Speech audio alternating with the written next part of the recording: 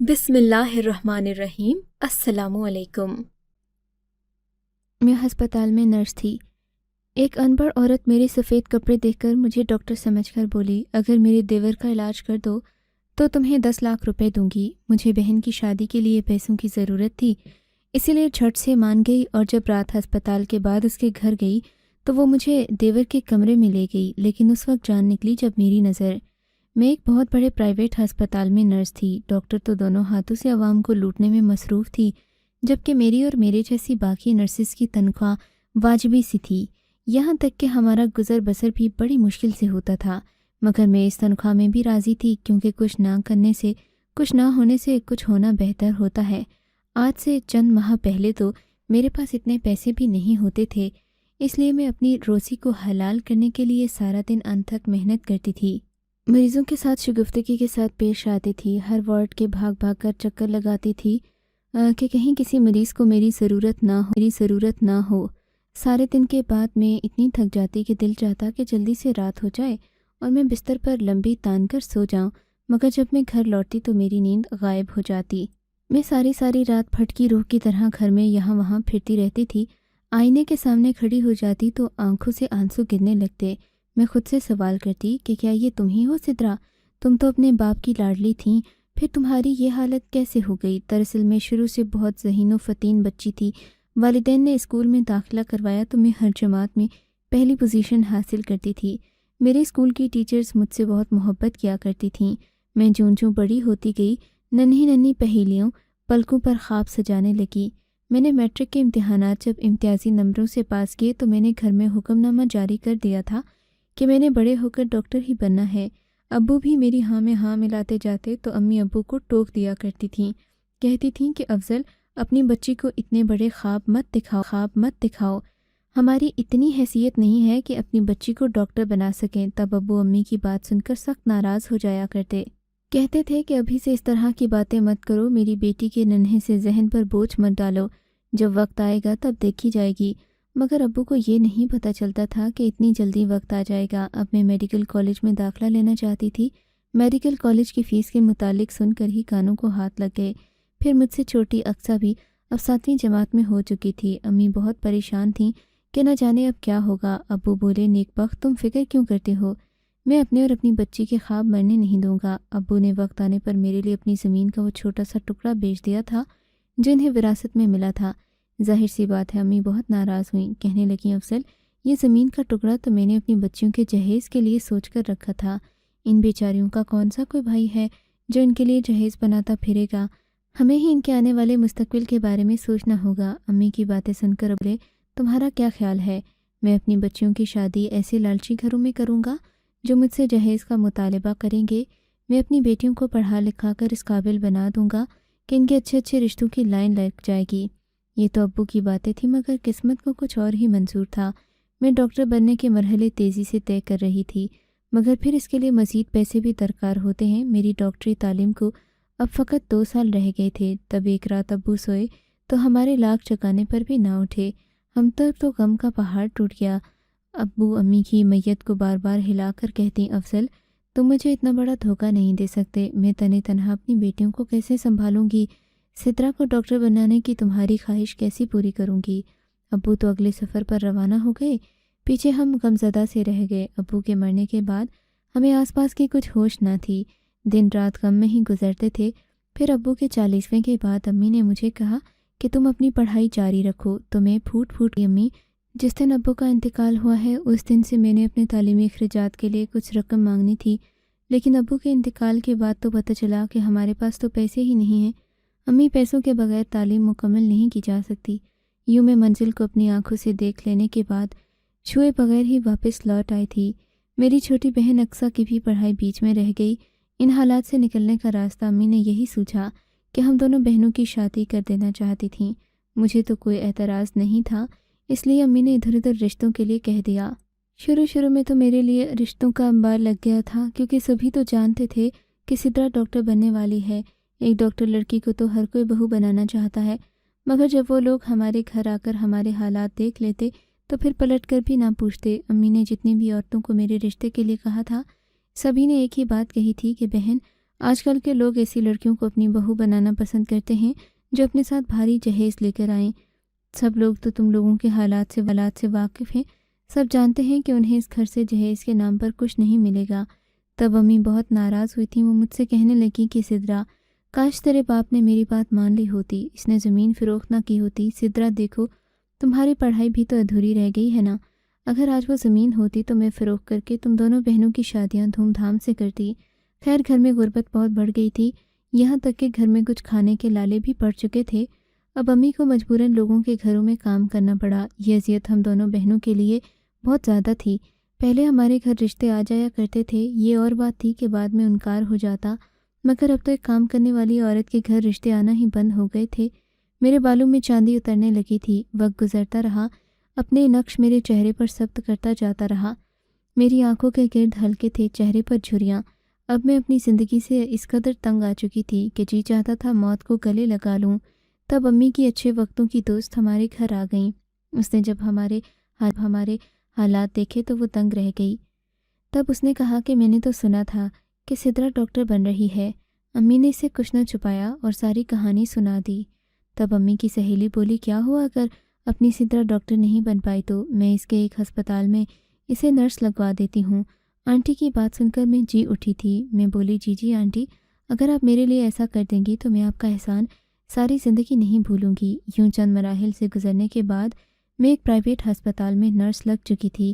میرے لیے یہی غنیمت تھا۔ مجھے یوں لگتا تھا جیسے میں نے اپنے خواب کی تعبیر پا لی ہو۔ ڈاکٹر بن کر میرا اصل مقصد تو خلق خدا کی مدد کرنا ہی تھا، وہ میں یوں بھی کر سکتی تھی۔ میں نے امی کو لوگوں کے گھروں میں کام کرنے سے روک دیا تھا۔ گھر کے حالات اچھے ہونے لگے تھے۔ ایک دن میں گھر پہنچی تو ایسا محسوس ہوا جیسے گھر میں کسی کی دعوت رکھی گئی ہو۔ میں نے امی سے استفسار کیا تو امی کے چہرے کی رنگت بدل گئی تھی۔ انہوں نے نظریں جھکا لی تھیں، پھر کہنے، آج اقصیٰ کو لڑکے والے دیکھنے آئے تھے۔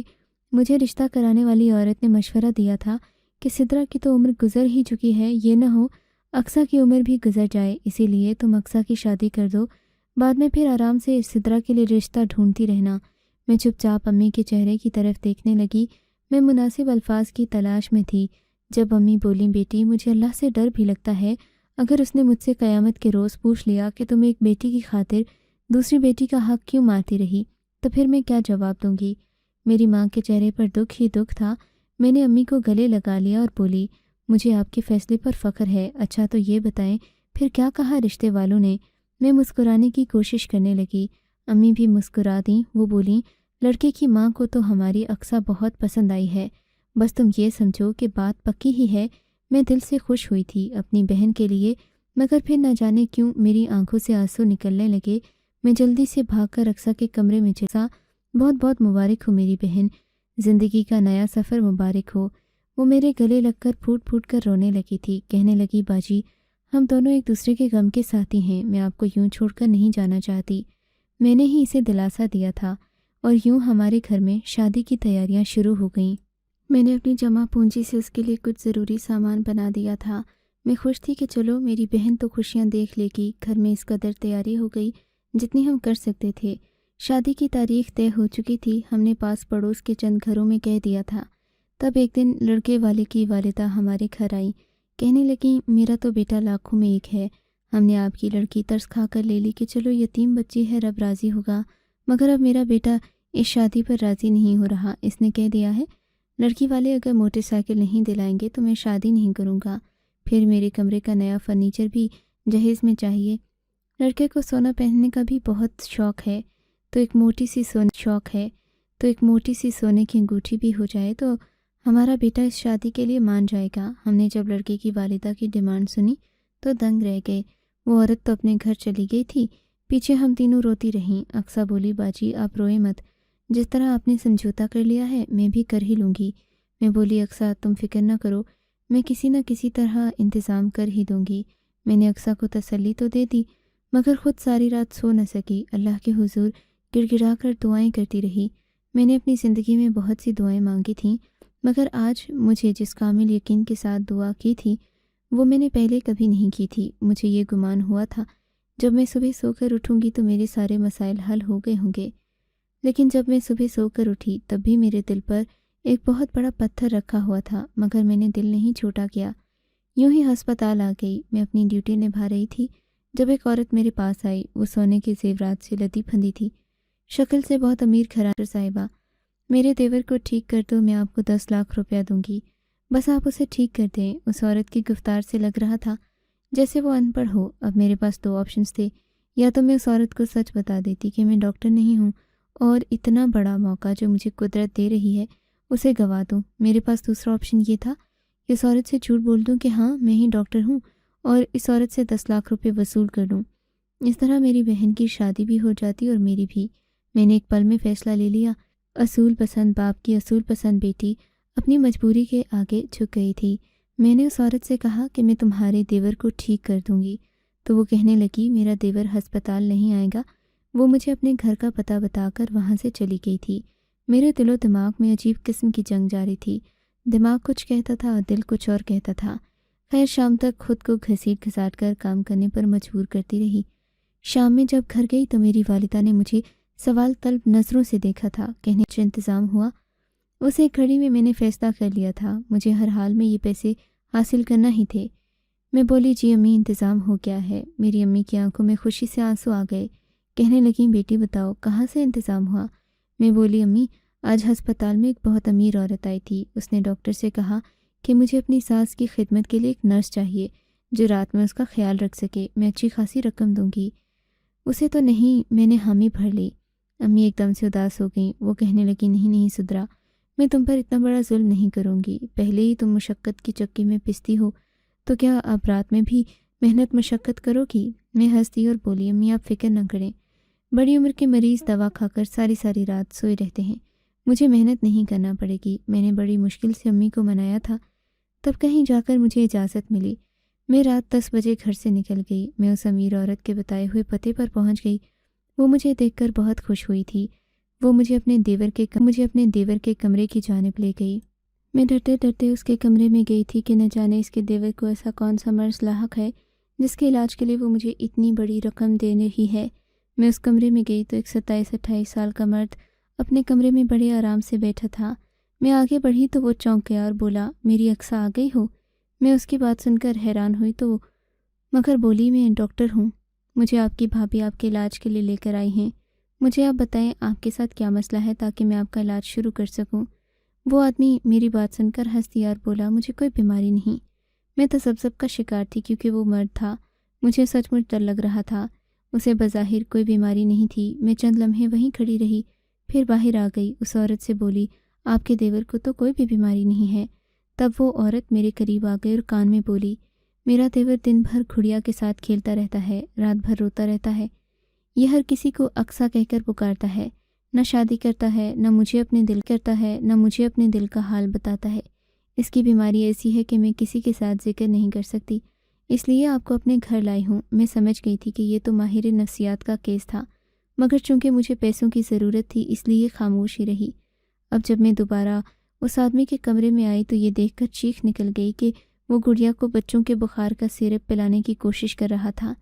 مجھے دیکھ کر مسکرانے لگا اور بولا یہ بہت بیمار ہے اس لیے اس کو دوا دے رہا ہوں۔ میں آگے بڑھ گئی، اس کے پاس جا کر بیٹھ گئی۔ مجھے علم تھا کہ ایسے مریض کو باتوں کے ذریعے ٹھیک کیا جاتا ہے۔ میں بولی کیس اس کو کیا بیماری ہے؟ کیس ایک دم سے اداس ہو گیا اور بولا اس کو موت کی بیماری ہے، یہ مرتی بہت زیادہ ہے۔ میں کیس کی بات سن کر بہت پریشان ہو گئی۔ میں بولی یہ کون ہے؟ وہ بولا یہ میری بیٹی ہے۔ میں مسکرا دی اور بولی کیس تمہاری بیٹی تو بہت پیاری ہے، مگر فکر نہ کرو، اب میں آ گئی ہوں نا، اب یہ نہیں مرے گی۔ کیس ایک دم سے خوش ہو گیا اور بولا سچ میں؟ میں نے اس بات میں سر ہلا کیس کی بھابھی فضیلہ سے بولی کیس کے ماضی میں ایسا کیا واقعہ پیش آیا ہے جس کا اثر کیس کے دماغ پر ہو گیا ہے؟ فضیلہ بولی نہیں ایسا کچھ نہیں ہے، میرے دیور کا ماضی کورے کاغذ کی طرح صاف شفاف ہے۔ میں چپ کر گئی اور بولی اب میں چلتی ہوں، کل پھر آؤں گی۔ فضیلہ نے اپنے ڈرائیور سے کہہ کر میرے لیے گاڑی نکلوا دی تھی، وہی مجھے گھر تک چھوڑ کر آیا تھا۔ میں گھر پہنچی تو امی بولی تم اتنی جلدی آ گئی ہو؟ میں بولی بس اس عورت کی ساس کو دوا وغیرہ ہی تو دینا تھی، اس لیے میں آ گئی ہوں۔ امی کو بھی ذرا اطمینان ہو گیا۔ اگلے دن جب میں ہسپتال آئی تو اپنے وارڈ کی مشہور ماہر نفسیات کے کمرے میں چلی گئی۔ میں نے اس کو کیس کی حالت کے متعلق ایک ایک بات بتا کر اس سے دوا لکھوا لی تھی۔ ڈاکٹر نے کیس کے لیے آرام کی دوا لکھ کر دی۔ آج رات جب میں فضیلہ کے گھر گئی تو وہ بہت خوش تھی، کہنے لگی تم نے تو ایک ہی دن میں میرے دیور کو آدھا ٹھیک کر دیا ہے۔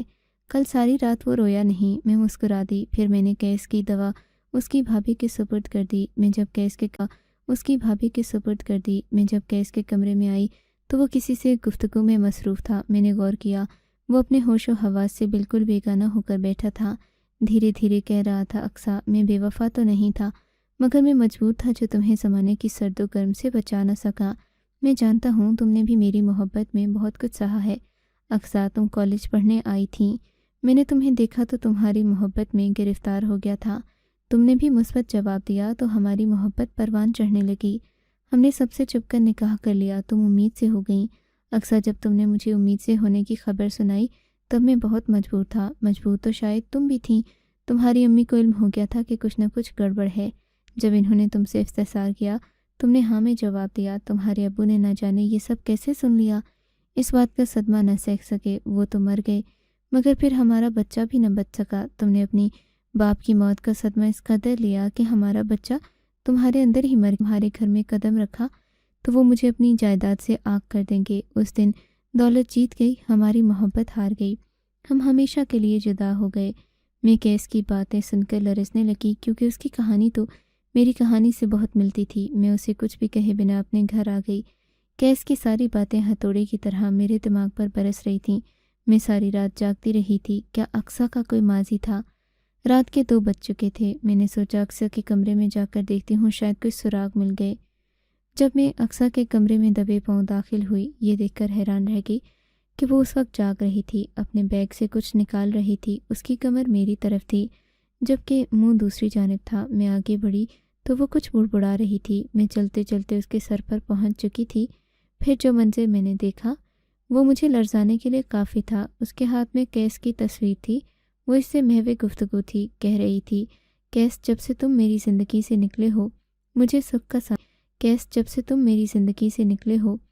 سکھ کا سانس نہیں آیا۔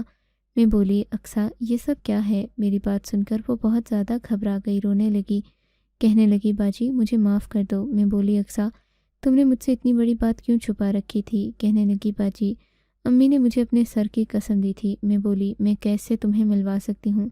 وہ میرے قدموں سے لپٹ گئی تھی، کہنے لگی میں آپ کا احسان ساری زندگی نہیں بھول پاؤں گی۔ میں کیس کی حالت دیکھ چکی تھی، وہ اقصیٰ سے سچی محبت کرتا تھا، اسی لیے میں اگلے دن اسے اپنے ساتھ لے گئی۔ جب کیس اور اقصیٰ نے ایک دوسرے کو دیکھا تو وہ پھوٹ پھوٹ کر رونے لگے۔ کیس اقصیٰ کے قدموں میں گر چکا تھا، وہ رو رو کر اس سے معافی مانگ رہا تھا۔ اقصیٰ نے اسے معاف کر دیا۔ فضیلہ بھی یہ منظر دیکھ کر حیران رہ گئی۔ پھر وہ ایک دن اپنے شوہر کے ساتھ ہمارے گھر کیس کے لیے اقصیٰ کا رشتہ لینے آ گئی۔ ہم نے ہاں کر دی تو یوں 2 بچھڑے عاشق مل گئے۔ اقصیٰ کیس کا علاج ملک کے بہترین مولد سے کروا رہی ہے، وہ بہتر ہو رہا ہے۔ ہمارے ہسپتال میں ہی کام کرنے والے ایک میل نرس نے مجھے پسند کر لیا اور اپنی بھابھی کے ہاتھ شادی کا پیغام بھیج دیا۔ وہ اکیلا رہتا تھا، اس لیے اس کا اصرار تھا کہ میری امی بھی ساتھ رہیں گی۔ یوں میری بھی شادی ہو گئی اور ہم پر خوشیوں کے در واہ ہو گئے۔ آپ کو اگر یہ کہانی اچھی لگی ہے تو اس ویڈیو کو لائک کیجیے اور اس طرح کی مزید کہانیاں سننے کے لیے ہمارے چینل کو ضرور سبسکرائب کیجیے۔ کہانی سننے کا شکریہ۔ آپ سے ملاقات ہوگی اگلی ویڈیو میں، تب تک کے لیے اللہ حافظ۔